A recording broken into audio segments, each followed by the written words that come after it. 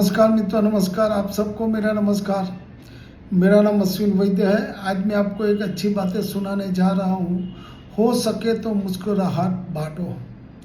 हो सके तो मुस्कुराहट बांटो, नातों में कुछ सरसराहट बांटो। नातों में कुछ सरस राहट बांटो। नीरस सी हो चलिए जिंदगी बहुत, नीरस सी हो चलिए जिंदगी बहुत, थोड़ी सी इसमें शरारत बांटो। जहाँ भी देखो गम पसरा है, आंसू है, थोड़ी सी नातों में हरासत बांटो। नहीं पूछता कोई भी गम एक दूजे के, नहीं पूछता कोई भी एक दूजे के गम, लोगों में थोड़ी इजारत बांटो।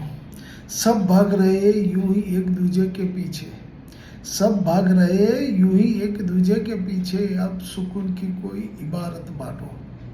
जीने का अंदाज जाने कहाँ खो गया, जीने का अंदाज जाने कहाँ खो गया, नफरत छोड़ प्यार मोहब्बत बांटो।